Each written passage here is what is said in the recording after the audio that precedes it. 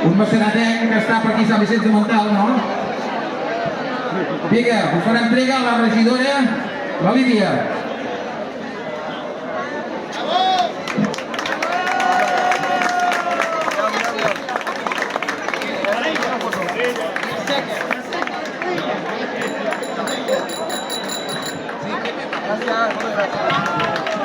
Vinga, ens queda la colla de Calella. A veure aquesta canalla. Vinga, que hem d'ensenyar els menuts, els hem d'ensenyar el camí.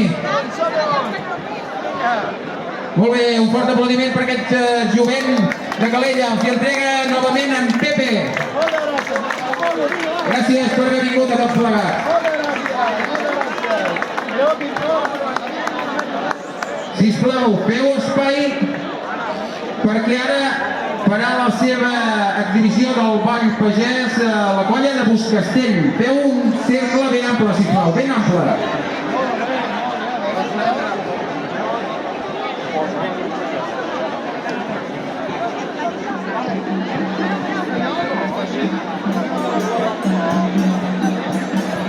Mentre fem espai al mig de la plaça, el cap de colla farà entrega també del llibre i la partitura en els representants de l'Ajuntament de Sant Antoni de Portmany i l'Associació de Veïns de Buscastell.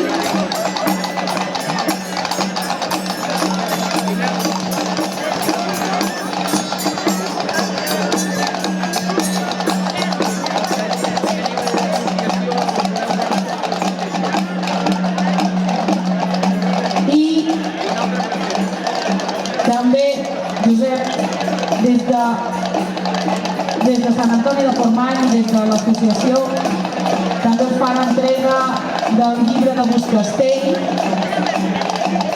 Aquest Buscastell que comparteix Maçanet de la Selva i Eivissa,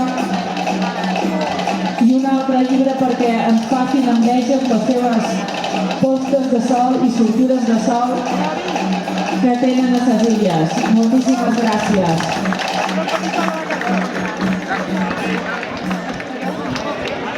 Ara ens explicaran exactament quin tipus de ball, què és el que venen a fer, quin és el seu origen i la seva història i la representació que ens faran. Bona tarda a tothom. Encantat d'estar aquí, a la colla de Buscastell d'Eivissa. Bé, aquí us farem avui de tarda una petita demostració del que és els nostres balls i la nostra música. Els orígens dels nostres balls no està molt clar. El que sí que sabem és que tenim la influència de totes les diferents civilitzacions, diferents moradors de la illa d'Eivissa.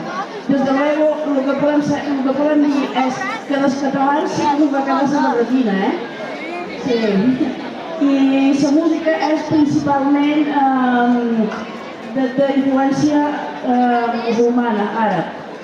El vestuari, el que duim és diferents segles, per això veiem aquest diferent vestuari. Ara us diré i fes una passa endavant. Allà, per exemple, en el segle XVII es duia aquesta gonella de color negre, aquí hi ha traje d'home i de dona companyó, amb les joies en plata, coral i esnavatge. En el segle XVIII-XIX es va passar l'estrafe negre d'aquest traje blanc. Quan més femenins, més rifacos millor, se n'arribaven a posar fins a 12, no crec que volien novetats perquè venim de lluny. Ja veig que el traje de l'home segueix encara amb la botonada de plata i la dona el que du és una emprendada d'or. Això és la part de la dot i l'anellada fins a 24 era el regal de les novies a l'hora de prometre's. En el segle XX